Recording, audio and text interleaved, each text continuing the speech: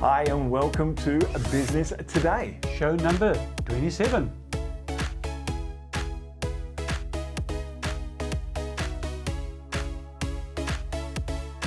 Last week, John Hughes talked about finding your passion. Andrew, how to introduce a new product range into your business. Helia, how do I get my first customer? And Annemarie, the one thing you need to be clear on.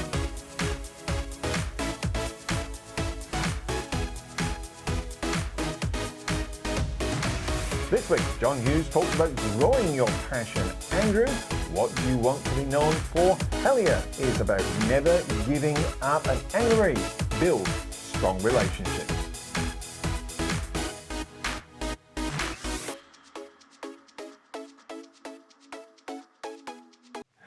Well, welcome to A Business Today. I can't believe it, Gerard. Show number 27. It feels so unreal what we've achieved in 27 shows. I remember, and I think this is good advice, because we're all in this together, right? We're all the same. And when we started, no one had believed that we could actually get this, franchise our show, give it overseas, and now 12 million viewers, or in excess of 12 million viewers between the TV and the radio and so forth going on. It's absolutely incredible. And when we started, I think 4 or 5 people started watching, and after a week it was 258. And we thought, here we go. Here we go. And I think the core of today is about finding your passion. And I think a lot of us, we talk about why, and we covered that last week about your internal why.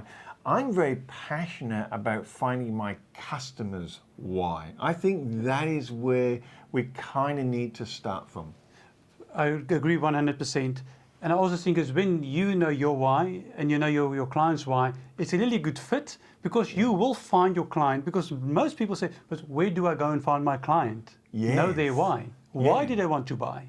Exactly, and I think you've nailed it there. We talk about passion and so forth, and John Hughes and Helia we're going to join them again today, talking about growing your passion.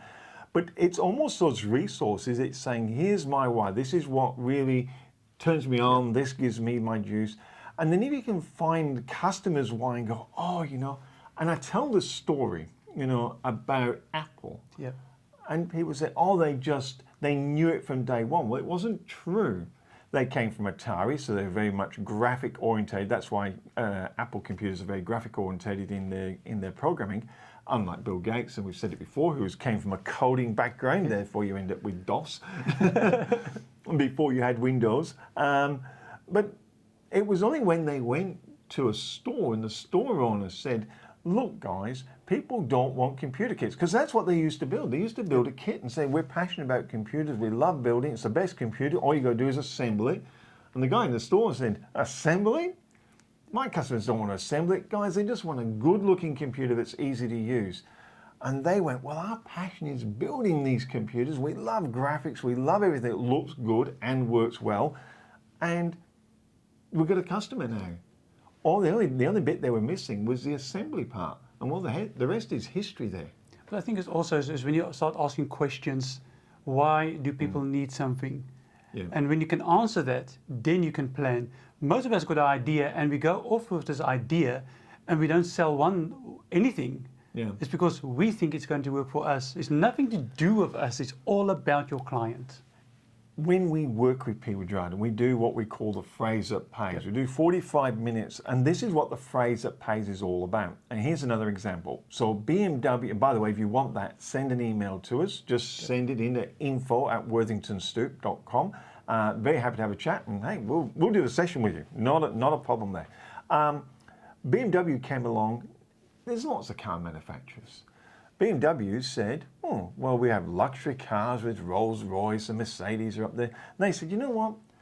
Let's build cars for people who love to drive. Let's build cars for the driver. So make the wheel a little bit smaller, the gears a bit stiffer. Now they've got pedals on them, the suspension a bit harder. Let's make it a driving experience. Oh my goodness. They love building cars, but they like to build cars for racetracks and all that. And they went, let's have people who love driving and make them our customer. And this is how you find your passion, their passion, your why, their why, and join them together. I think it's time to listen to John Hughes. Absolutely. John Hughes this week is talking about growing your passion. Now, again, this is opportunity. And now the sound is not the best because it was an opportunity that came up. Helia, one of our guests on the show, she's actually interviewing. This is part 2 of that interview. Well worth doing though, about growing your passion. Don't worry about the sound. If you are, you're missing the point. Grab the opportunity, seize the moment, because we did. Fair to say it was your passion you found? Yes. You stumbled up into Yes, passion? it took a while to develop into a passion, but it's an overwhelming passion now. I started in time. I was running a very large used car organisation for a company called, well, it was part of Atwood Motors. And then I was early 30s, had just gotten married, borrowed the deposit on the house. I had no money, but I used to wake up in the mornings, 3 or 4 o'clock, regularly, with a knot in my stomach. I had all the tests, there was nothing wrong, but the knot in my stomach persisted. And then one day I saw advertised again in the paper, a service station site for sale, 196 Albany Highway, Victoria Park, just over the causeway, exactly where we were sitting. It was a service station. I had no money, but something was driving me. So I didn't sleep too well that night. I rang the agent the next morning and made an offer. 5% deposit within 60 days, another 5% deposit, I think it was 125 pounds or dollars, I forget. This is exactly 50 years ago. 5%, and the balance another 120 days after that. They were fairy tale terms. No one could possibly accept it. But I'd tried, you see, so I slept pretty well that night. Well, they rang me the next morning and said, "It's yours." Oh, wow.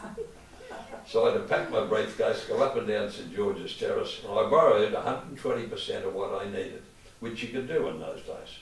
But the minute I made that decision, that momentous decision, overpowered myself with debt that I couldn't really afford, that knot in my gut went away.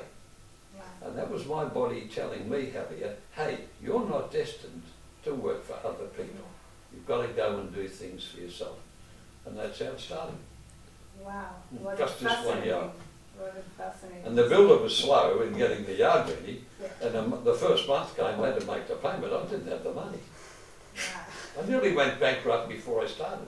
But fortunately, I had an accountant who also had a client who, his name was Bill Wiley, who's passed on now. Bill became very famous in Hong Kong particularly. Anyway, there was a connection with the yard on the corner of 6th Avenue and Beaufort Street in Inglewood. So I went out there while this yard was getting ready with one salesperson. We bought the cars, reconditioned the cars, cleaned the cars, I did all the paperwork. I worked 18 hours a day, 7 days a week. And in the first month we sold 92 cars, just the two of us, and that gave me the cash flow to get this yard going. If that hadn't happened, I wouldn't be here today. Wow. Yeah. That's great. Thank That's how you for things sharing work that. out. Yeah, it is. Is it possible to know that, okay, because there are so many people ask, how can I find my passion? So what would be your advice?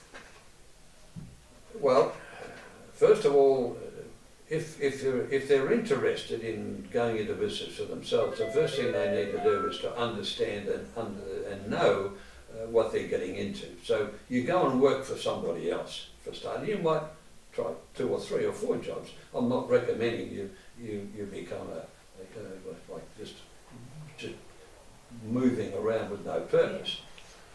But try and, if you're not too sure about this one or this one or this one, go work in that industry and see what grabs you, what appeals to you, what you have empathy with, what you think you'd be good at.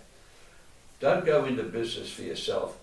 Well, you can, and some people succeed, but generally not. Don't go into a business cold. Have some experience in it. Work for 2 or 3 years for somebody else, 5 years, as I did, and learn the mistakes and the pitfalls before you make the decision. But the passion isn't always immediate. You work into it, it grows up on you. You know, it did on me.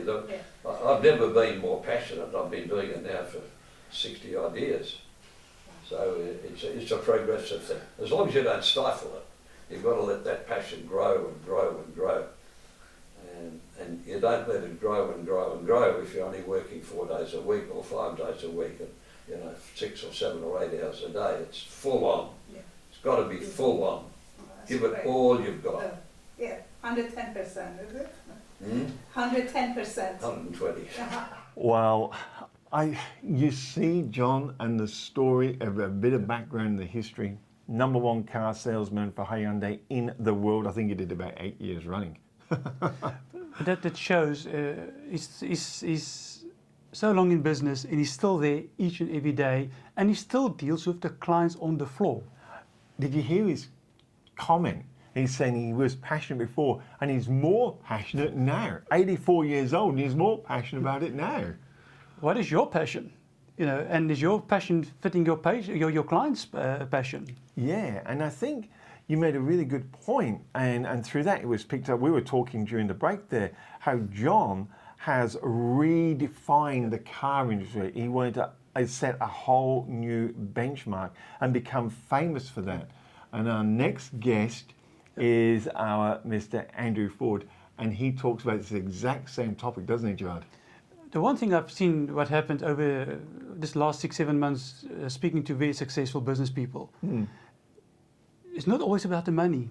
No. It's about the legacy they want to leave behind. And I think this is so good to listen to Andrew Ford. It's really interesting, and I'm reflecting back on our earlier conversation when you're talking about future planning. And solar, to me, even though it might seem crowded, but it's like the same old. But there's so many new technologies coming through. So it seems like, okay, there's a few players, but because of Ford and Doonan's attitude to innovation and always forward planning, it seems there's a lot of innovation to come through to capitalise on. Was that part of your consideration as well? Definitely, yeah. It's just such a fluid and fast-moving space. Of course, batteries are already here, and I think they're going to get a lot more prevalent. So we saw that a big rise when the cost of the batteries, I think, need to come down, and their life expectancy go up. Then right at this point in time, that's definitely going to happen. It's just a matter of who comes up with it first. Yeah. So then there's so much solar systems out there that can be retrofitted with the batteries. So it's just like there's room for plenty of players, really. And room for those people willing to take on innovation for them. Absolutely. It's interesting because apart from the hassle, you also play a big part in the commercial space. So I presume the commercial players, when it comes to solar, are looking for a trusted brand and someone who can help them get the results they want out of it with minimal risk. Absolutely, and that's almost a very more mature, no, it's the wrong word. The commercial has to be much more transparent because you're dealing with generally larger solar systems, size systems, and people want tangible results. Not like you're just putting a little one on the roof just to help lower your power bill by a few $100. Yeah. These people are wanting results, and you can't decide it's going to deliver this and then it doesn't. They're rightly going to come back and say, why? Yeah. So I think your engineering needs to be a lot better. So we've also assembled people that we can, as consultants, that we can go to when we get a particularly complicated type system or a particularly large one, who have the expertise that we may not yet have, so we can back it up with information and technical data. I do like that when people, and the question was obviously it came in was about first customers, but there is absolutely, if you're lacking something, and Ford and Dooney, certainly not frightened of collaborating with people who've got the skills to bring that knowledge in. Yeah. You love you getting your knowledge from. That's right, because first thing we all got to remember in business is we're not experts in everything. I think some people have trouble with that, but I think most people realise, especially as the world's getting so much more complicated with technology and that, you just can't possibly be an expert in everything. So be quick to call out. As in, my theory is I like to know, I think it's better to know a little bit about a lot than a lot about little when you own a business. And you don't have to be an expert in IT and everything else. People pay them to do that. Yeah. It's interesting because we've been talking about all this, we started again and changing brands, which, if you're starting a brand or changing a brand and bringing new products and so forth in and getting your first customer. But it's interesting, I've heard you say this before, and people say, I'm starting a business, what's the first thing I can consider? Most people give a shopping list of all the things they do, and Andrew Ford goes, no, the first thing I want to be known, what I want to consider is what I want to be known for. And you've done it with Excess Fitness, and I think you said it last time, your 3 points of difference: friendliness, cleanliness, results. Spot on, Michael, yep. And, that's so simple, you made it. Yeah. And I think we talked about it then.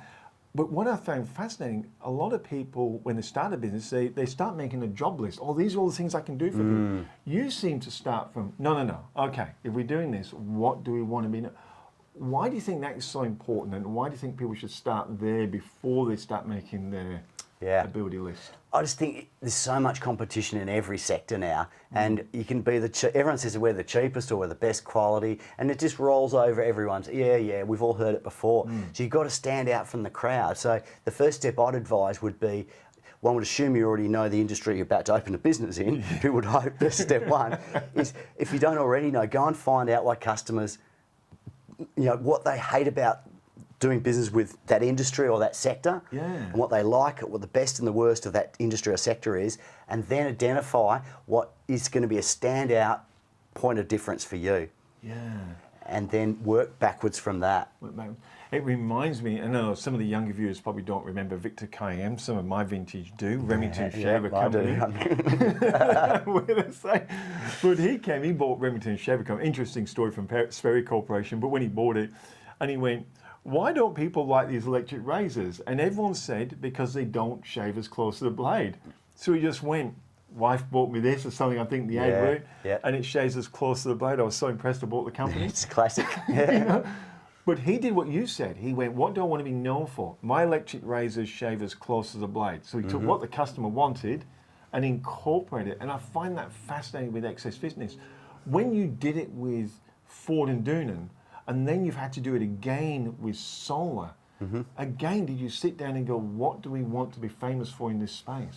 With the solar, I think it was easier because we identified that nervousness or indecision people have making a decision because of the volatility of the solar companies, that they tend to appear and disappear so quickly. So that was going to be what we were going to hinge off, was Ford and Doona's reputation.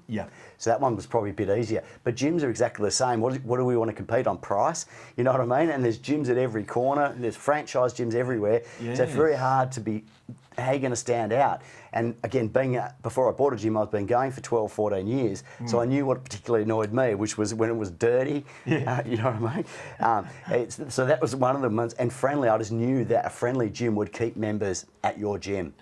Because I think you mentioned it before, and I think a lot of guys and girls have been to gyms, do feel, especially if it's their first or second time in, that they're a little bit isolated. They're like fish out of water, and especially the ladies. If it's that sort of heavy-duty bodybuilding gym with guys shouting and dropping the weights, they're very intimidated, or they're getting looked at all the time. So we've tried that. That's hard. You can't stop that, of course. But actually, I did the analysis of our membership. We've got nearly 35% female membership, which I don't honestly know the industry stats, but my experiences tell me that's quite high. That's a credit to you, because that obviously makes that you actually got a customer that's now confident in what you're actually and they feel safe in there. And I think that is also going to help grow us, because ladies are going to tell their friends, I've just joined this gym and it's different to all the others. There's no one perving at me or anything like that, you know. So I think that's going to keep increasing. Wow.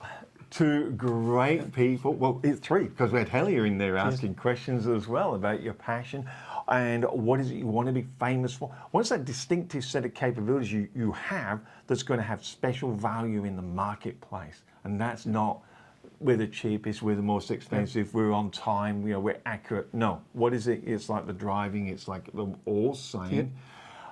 What I like is that people say, I feel tired, because business can be tiring.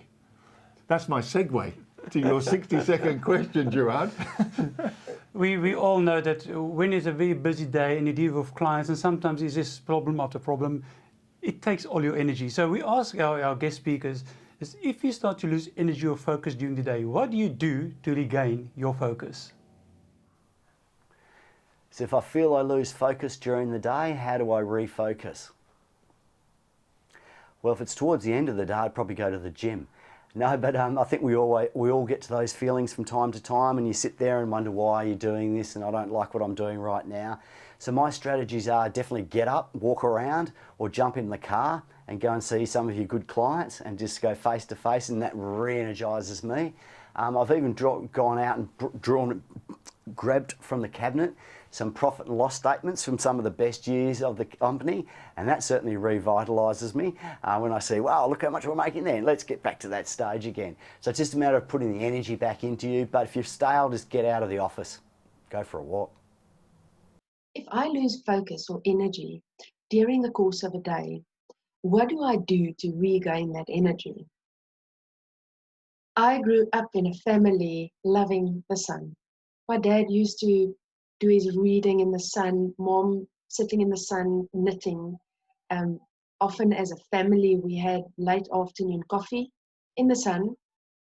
So for me, that is the place that I go to. I go outside and if possible I sit in the sun. I close my eyes. There's no phone or social media, nothing. I close my eyes, I breathe in and out deeply. I become extremely present. I don't think about the future. I do not think about the past. I literally just try and clean my slate. And I find that that really recharges me. Well, meditation, it's always the key. And I have a secret one, and that's to have the stress ball. And my stress ball is actually the whole world, is the globe. I just hold it in my hand and I say, well, I'm in control. This is the world and I'm part of this world and I can reach the world and whatever dream I want to have. So keep going back to whatever your why and why was it so important. So this way you will be reminded not to give up and you re-energize yourself. Wow, the question of the day. When I love that, John, you give them a question, they've got 60 seconds to give their... 60 seconds is not a long time, especially for these guys. I mean, these guys are used to talking for 60 minutes. What is it you love? What did you love about those questions when you ask them and hear these answers? They normally take a second or two to just think, and then the answer comes. And it's because they talk from the heart and they talk from experience. Yeah. What I found when you mention experience then, they've all gone through struggle as well though. I don't think there's any business that could say, I started with $1 million, I made 10 million, but I don't tell you about, I didn't have cash flow, then the stock didn't arrive, then my staff resigned on me, and I was cooking baked beans for dinner. yes. And I mean, a lot of successful people we listen to, I mean, they slept at the office. Yeah. Because they couldn't even afford an apartment. And then it was that one opportunity, that one person that made that one deal that made it all possible for them. So people forget sometimes when you're successful, you forget about those tough times, which is good. Yeah. But all of us go through the times where you go through the tough times. Absolutely. And I think it's all about not giving up. It's all about not giving up. Just like JT Fox, he sits in my head. Yes, He just say, never give up. And sometimes I see these pictures, on Facebook where the guy's climbing the mountain, and it's like, I can't make it. Never give up. Never give up. Here she is, Helia Singh. So, sorry to interrupt you. When you say delayed gratification, now I'm looking at your pathway you're going, and I'm thinking you're looking at really long term. So, what is it, the legacy that you're looking, because you've done so much for so many people, whether you're paid or not paid, and it really, you do a lot of free stuff as well. And I'm thinking, what is this legacy? What is this thing you're going to leave behind? See, Michael, the good thing is we all are human and one day we all going to die. It doesn't matter. I don't know if that's a good thing, Helia. I want to live forever. Actually, I'm very happy with that, because imagine if some people would have found that cure not to die. So imagine the number of the crimes in the world. Now we know everybody's going to go. Still, we see so many, selfish people out there. Imagine if there was a possibility of living forever, what would people would do to each other? Unfortunately, what we see around the world. But yeah, for me, when I look at that aspect of that, one day I'm going to go. So, but if when I'm died, what I want people to talk about me well, I don't want just my name to be part of Ancestry.com. That's too boring. So I want my name that if somebody, even my grandkids, one day, even I may never even be around to see my grandkids. Somebody who type a name, hopefully Google is still there, and they can find out what I've done. And that's why all my rewards and nomination, even though I've been nominated in many different categories, but what I always wanted to do is more community work. That's what I believe in, and that's why I believe in financial literacy, and that's what I want to be known as the personal advocate for financial literacy and financial abuse. So, It's just looking at, I mean, you're very much on community and very much on that giving. Do you think this is a hallmark of a lot of entrepreneurs as we're going forward? They are now saying there's more than just making the dollar, that I want to actually leave something behind? I'm glad to say yes, this is what I think. So, and or any, I think any smart person can find out quickly that what is a business is all about. Yeah.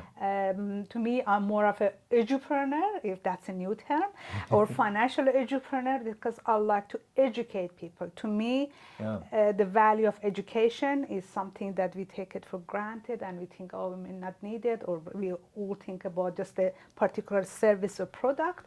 But to me, I want that financial education to be by itself, it be such a big thing that people will take it on. When you look at that, that gives you a purpose that is beyond just the business itself. So by having that, does that give you, when times get tough, more reasons to actually push through? Is that what helps you get through some of the tough? Because it's not just all easy. Oh, definitely. This is really what helps me to go through, because when I'm with the clients, and I know so many people, they think they want to have a client who is, especially in financial world, a client who's got money. So the more money they have, the more investment they can have, and the more obviously commissions. That's no brainer. But I've got many clients actually who are just like divorced, or they just finish uni and they don't have much money. And I don't mind to take on those clients, even though obviously their money or their reward is very small comparing to the big clients. But it's just when I see that hope in their eyes, when I see that aha moment, that there is a light at the end of tunnel in their mind, in their eyes, I think to me that's something I can't put any money on, any price on that. So as we wrap up, because I'm very conscious of your time and you're off to another photo shoot, I do know that, always in demand. But someone there, they go, okay, I really want to commit to getting into business. I think I've found something I want. What's your parting comment as we close the show? Your number one piece of advice for someone in that position? For someone in that position who wants to start a business is that know why you want to get into business. Without your why, you're going to face many, many hurdles in the business. And if you don't know your why, you may give up before even you started. So your why is number one. And I used to write my whys all around me, and then my, even as a desktop background was there. So it's just sitting right in front of my face to remind me why I'm doing this. And if you think those who are successful never give up or don't even think of giving up, you're wrong. Well, Helia, she always brings so many good messages to the table, as they all do. John, Helia, Andrew, Ford, everyone we talk to.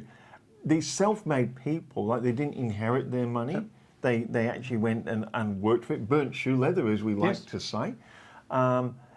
It just blows me away at how the generosity of them in sharing their insights so people can learn from them. But we have a 90-day strategy videos. And the first, I think, 28 videos, we basically talk about heart, mind, body and soul. Yes. And it's all about your inner, look after yourself to keep on going. Because if you don't eat right, you will not have the energy to go on. You know, if you don't have the right mindset, you will not have that force to go on. So it's all these things that play a role in just keep going. If you don't have that energy or, you know, that mindset, you will not make it. It's often said, you know, if you're going to be successful, you know, we're like, you know, just normal everyday people, and just building businesses. And I love helping people build businesses. And one thing you said that, you know, it comes back to, you know, your attitude will determine your altitude. And if it's to be, it's up to me. Exactly. And one thing in the course and in our club, and we call it our resource library. And I'm really passionate, you got passions, but I'm really passionate about the thing you were just talking about then, the mindset, Gerard. We talked about, I think for 7 hours we can talk about mindset. Because last week we spoke about the fixed and the growth mindset. Yeah. But you also have a rich or a broke mindset. And there's all those type of things that you have to be aware of, okay, so you can keep a tab on it. Because if you're not aware of it, you're just in that rut and you just go in that circle and why is things not working. But if you're aware of your mindset and see, you know what, today I'm tired, everything I look at is what it's going to cost me, I need to stop. Yeah. I need to change my mindset to a growth mindset, to a rich mindset before I make any decisions today. Before I introduce her, you said stop, and you know, I can't get it out of my head now since you taught me this SOS. Quick recap. SOS is just a lifesaver, and Annemarie will tell you that as well. It's stop, observe, and strategize. Is when things get tough, stop yourself, observe. And that observe is about, where's my mindset? Am I mad? Am I sad? Am I exhausted? Because you label it emotion. And then what is my strategy to manage that label and then move forward? SOS is a lifesaver in business. We talk about mindset. Annemarie brings a lot to the table, and it just happens that her business in South Africa, so all our viewers in South Africa, that's where she is based, is called Mind Skills. Mind Skills, and her business is 7 years old tomorrow, so congratulations, Annemarie. Happy birthday. Here she is, Annemarie. On a weekly basis, I facilitate coaching conversations with an existing client of mine who import medical equipment. In these conversations, we include the whole team, everyone from the directors, sales and marketing teams, also operations, technical team, and the administrative staff. So the whole team is being included in these conversations. The conversations are about how to establish strong relationships with new clients and also how to build stronger and longer conversations with your existing clients. Now, what often pops up in these conversations, and not only in with this specific client, but also in conversations with other clients and other business owners, is mindset. We tend to enter into a conversation with a new or a potential or an existing client, feeling that we have to be the expert, we have to know it all. So we tend to go in with that expert mindset in which we focus on the product or on the service. We focus on to tell them everything about this product, all the bells and the whistles, and we answer their questions very often in a very technical way. So our focus is more on the transaction than what it is on the actual client. And the reason for this is just that you want to establish yourself as being credible. And that's not a bad thing at all. But it's not always going to serve you, because sometimes we're going to miss a lot of information about that client because we assume so much about that specific client. If we want to build strong, long-term relationships with our clients, we have to be mindful of our mindsets. And it will serve us if we can move from the mindset of an expert, that you have to know everything, into a mindset of being an advisor. If you are an advisor, you ask questions. And you don't only ask the questions, you also listen carefully to what that client is saying. What are their needs? What are their wants? Where do they find themselves in the industry? What are their challenges? So that you understand more about this client. The focus is more on the relationship. And as a result of that, there'll be more trust. Andrew Sobel calls trust a universal lubricant. And I want to add to that that trust is the new currency. Because without trust, we're not going to move. So as a business owner, I want to challenge you to recalibrate your mindset and to give yourself permission to move from an expert mindset into an advisor mindset, where you ask questions to which you have no answers to, and that you listen in order to understand.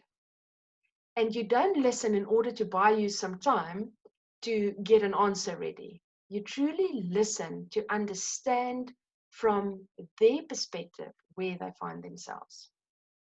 And then you start measuring the difference. Well, short 27. I just think they're getting, I don't mean to brag, but I think they're getting better and better, Gerard.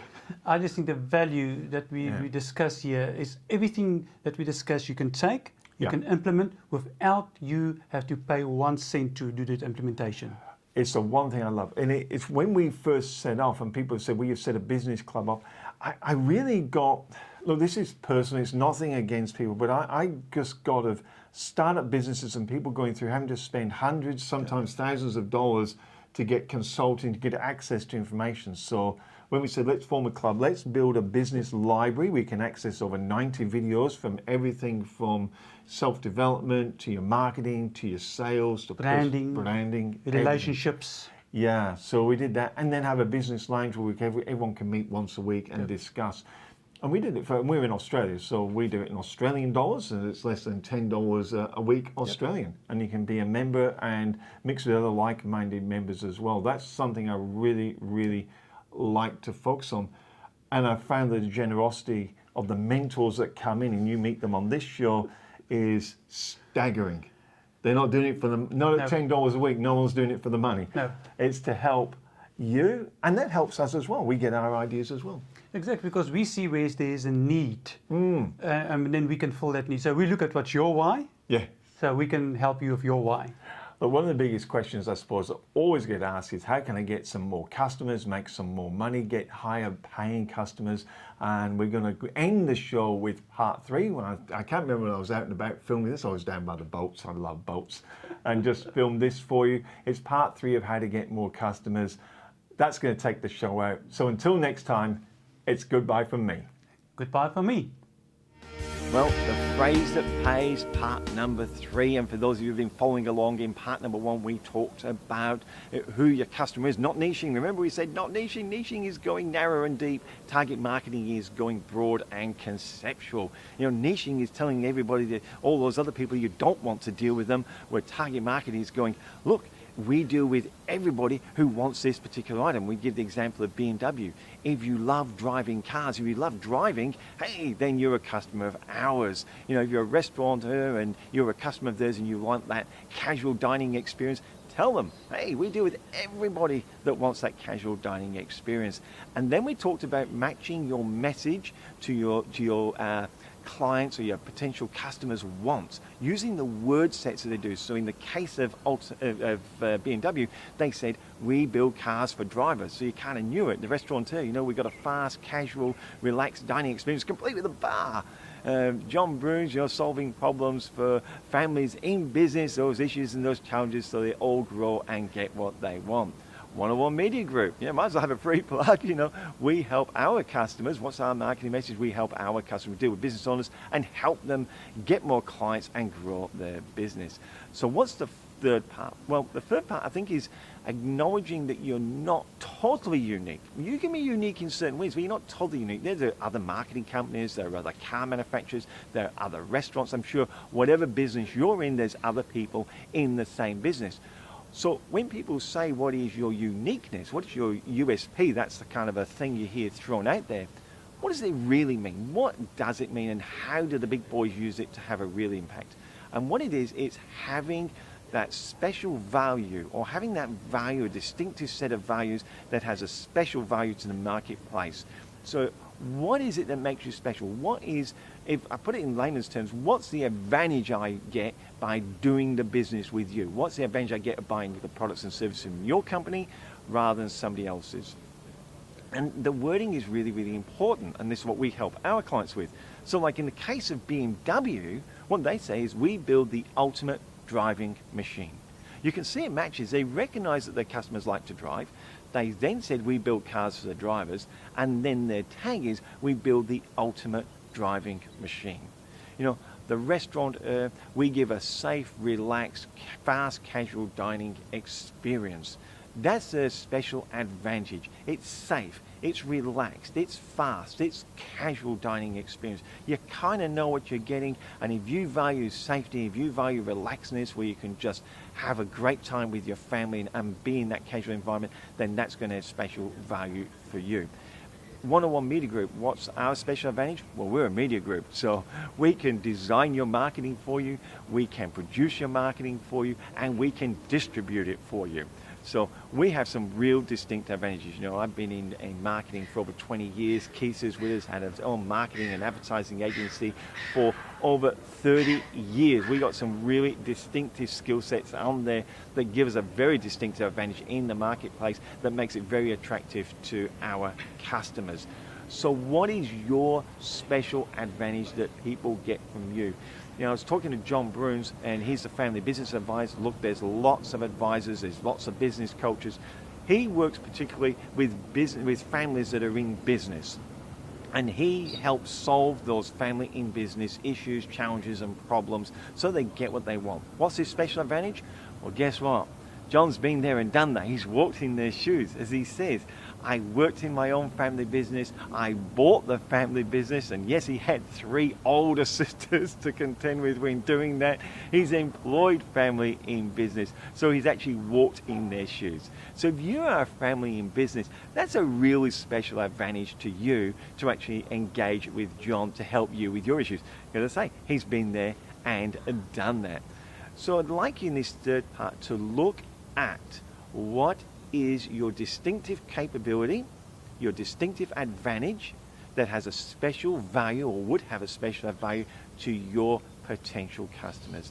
So that's it, guys. If you can really polish that up, if you can get that in what I call the phrase that pays, 25 words or less, that is going to be absolutely fantastic. Look, I hope you've enjoyed this particular series on the phrase that pays. Remember, on YouTube, hit that subscribe button. Hit the little bell, become a super subscriber, and that way you'll get notified of all our up and coming updates as we release them. It's been great bringing this series to you. I'm looking forward to the next one.